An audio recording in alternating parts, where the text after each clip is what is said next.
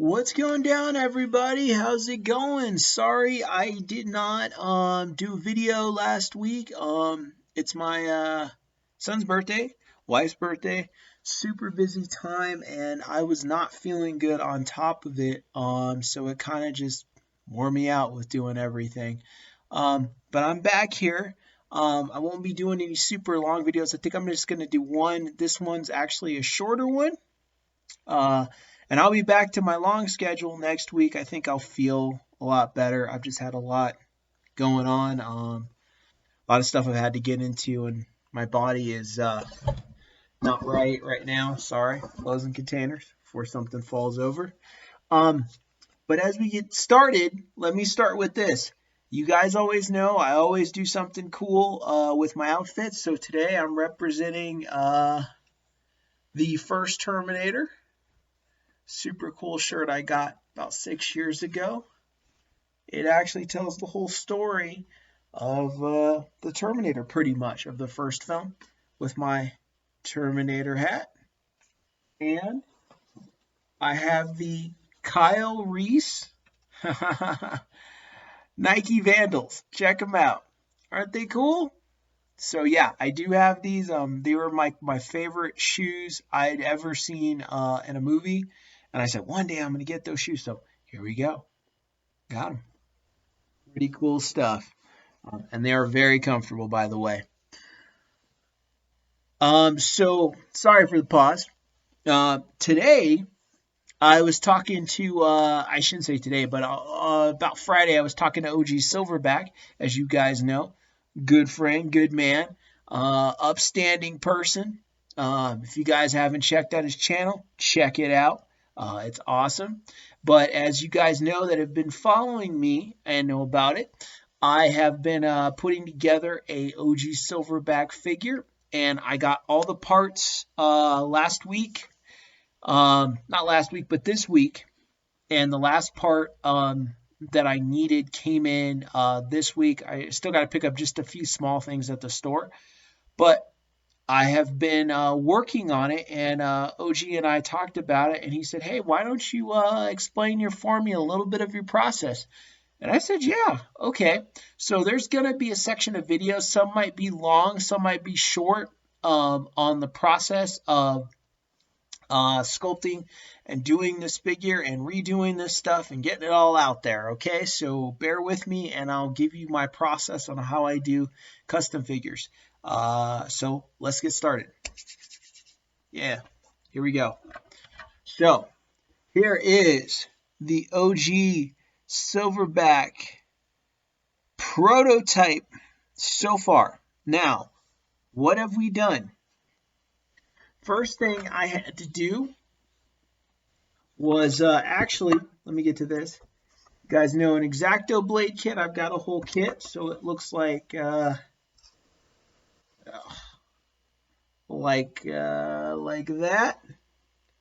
And we're using the thicker blade. And I had to go in some areas and kind of blend and scrape in some areas before I start painting. Okay, so that's, and then this is a much heavier sandpaper. Actually, I'm doing it wrong. X-Acto blade, then my Dremel. A Dremel tool is one of the most handiest things that you have when you do custom figures, modeling, spaceships, figures, whatever. Home tool for certain things. I have two Dremels actually. I have a little bit bigger one, and then I have this one. This one's actually my favorite. It fits really good in my hand. It allows me to move around tight corners. The bigger one, I got it, and it's nice, but it's too big, to really kind of go in and work around. And when you have those small areas and stuff like that, it's good for big stuff if it's a great, good size. But yeah, I use my Dremel. It's a Dremel 3000, just in case you're wondering. And then, let me get it right, I go to the sandpaper after I Dremel. So as you guys can see, there's areas that I had to blend in with sandpaper. I go from a heavy sandpaper to a very light sandpaper. So we go around the areas of the body, shorts too, okay?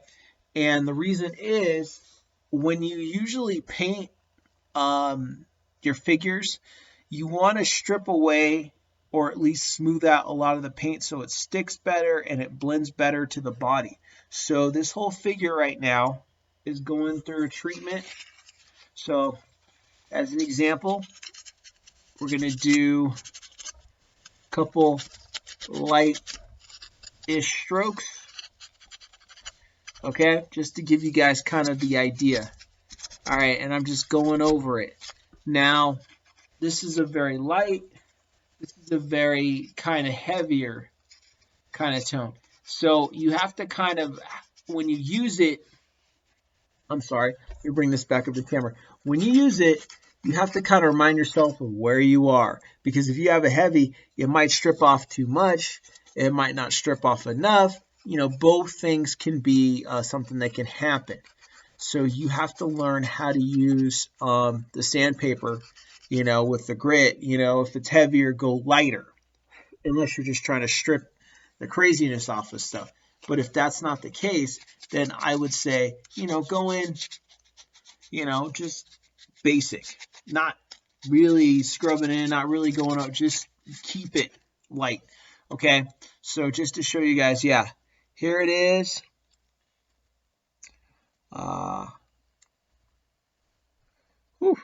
Bare feet. Trying to get the feet in there. A little bit closer in the looks. A little bit closer. Here's the back. Here's the legs. Okay, so as you can see, the figure is looking pretty dynamite together. I think this figure is going to be really great. I'm really going to put some good work in it. So once we spend some time sanding and working with the figure, the next thing after I finish sanding that I'm going to do is from that point, once everything is set up, I have laid any changes to it and it's finalized. No more sandings needed, no more anything's needed. After that, we're going to go in and do the paint job. Now, ordinarily with the figure, you know, use the boil and pop technique. Everybody knows about that. You get you guys, buy one of these pans, okay? If you guys are going to be doing figure work, I highly recommend that you get one of those pans. Some people like using the blow dryer technique, and there's nothing wrong with that. That's the one I actually haven't used a whole lot. I've only used it here and there. But the boil and pop technique, you know, you boil the figure in hot water for, depending on what you're doing. If you're really going to be taking apart something, I say 17 to 20 minutes. If it's a quick something, I say 10 to 12. You know, you want to, it softens the plastic, softens the figure, and then you could just take apart, you know, for the most part, things that you need. And then at the same time, you can reassemble the parts, like just hook them in, you know, and hook in the feet and everything or whatever you want to do, or switch hands, you know, just do a quick, let it dry, it hardens again, and you got it, you know, dry the figure off. So I just wanted to point that out real quick. So let's get back into where we left off, which is after that's all said and done and the thing is finalized, then we're going to go in for the paint. Now, what type of paint were you saying? We're going to be using flesh tone. This is known as Kelso Flesh. I think this is the color I'm going to end up using. It's made by Citadel. Citadel is a company out in England. Citadel, there you go. Okay, they make really good high-end paints. Now, you don't want to use a cheap paint. I mean, you can, but guess what? It's not going to last. Okay, this is the good stuff you want to get. This is the stuff that is really good. So Citadel is one. The other one, we're not using this color, but I'm just grabbing it, is Tamiya. Okay, and is another good brand. And yeah, that's what I was thinking. Model Masters is also another. This stuff, Model Masters, check that out. Let me get a zoom in on this. Tamiya. Okay, Tamiya is from Japan. Okay, this is some great stuff. This is top of the line, good paint. Okay, you could pour it in your airbrush. So some people, you know, use an airbrush technique only. Me personally, I use airbrush sometimes. But before I even messed with an airbrush, I learned how to do everything by hand with a technique where you can't see the brush strokes. Because I felt that it was important, because you always are not going to have your airbrush, and your airbrush is not always going to work, because if you guys know anything about airbrushing, um, they clog. They clog, and they're a pain to clean. The more high tech your gun is, the harder it is to clean it, and it comes apart like in 50 different ways, and it's small pieces. So a lot of the times, sometimes you're better off just having your hobby shop, if they fix airbrushes, just to have them clean that out after a while if you're having any blockage issues or it's not working. I have actually not one but two Iwata airbrushes, which are the best in the West, but they clog like after a while, and they're impossible just to fix and to clean because of the parts. It's not impossible, but man, it's kind of hard to put them back together once you take them apart, And I have like actually two different types. I can't remember the next one because I got it like at a Harbor Freight, but it was pretty good to do stuff with. And then I have two like just basic, real cheap ones, but they're good for big sprays. The iWatt is good for detailing and stuff like that. But I prefer to detail by hand. I'll tell you why. Because sometimes those airbrushes, it gets kind of tough to detail just about right, especially smaller figures like this, or much smaller than this. This is like a 6 to 7 inch figure. If you have a 3 3/4, 4-inch figure, it's kind of tough to do big spraying for detail stuff. So if I need something detailed, really fine, I do that by hand, and I have, a collection of all sorts of brushes. I got so many brushes I don't know what to do with, all over, all different sizes, all different textures, and I take those and I do my detailed work, things like that, to make sure that the figure really stands out, and it guarantees that when I do it by hand, it's almost like me saying, yeah, I can guarantee that it's going to come out right. The airbrush gets kind of tough, so I use big spray. So for this figure again, we're going to be using the airbrush to get the skin tone just right. Okay, and then we're going to be using like a basic brush just to go over, maybe some areas to check, add a little bit more detail to it. But for the most part, it's going to be big sprays on the body. We're going to make sure, it looks just right. And, I'll go with the smaller brush, by hand, and do the head and the face to make sure everything is sitting right, thin it out. And if you guys don't know what I mean, here's some thinner. This is by Tamiya again. You mix this with your paint inside your airbrush, tank area, and you fill that in. Mix that up real good, and it thins out the paint where it goes around and kind of locks it in a little bit tighter. Takes the thickness out of it, because sometimes, when you do figures, the paint can come out a little thick. So you want it to thin just right, or it expands over the body and it gives it a real professional touch and look.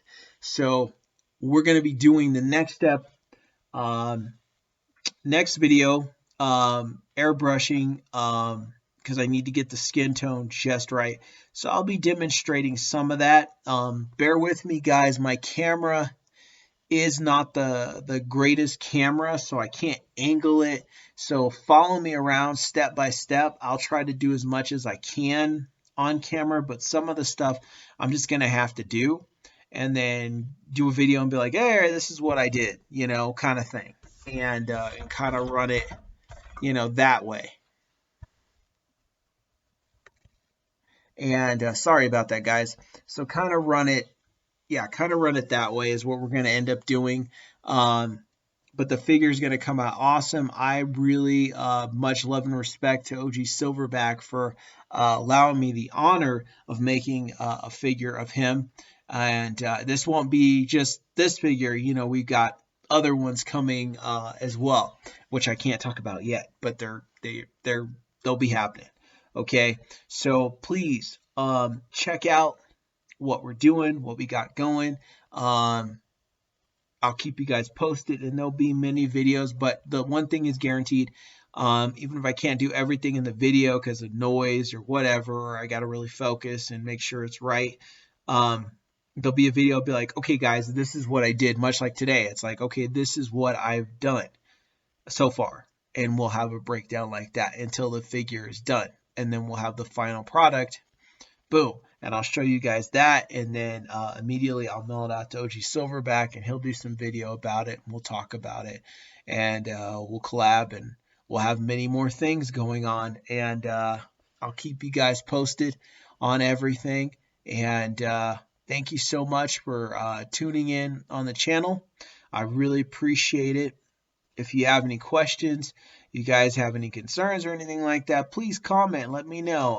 I'll get right back to you as soon as I can, and I'll see if I can answer those for you guys. And thank you for checking out and loving the channel. I really appreciate that. And OG Silverback is coming to life. That's going to be awesome. We're getting there. All right. You guys be good. True Danger out. D's for Danger.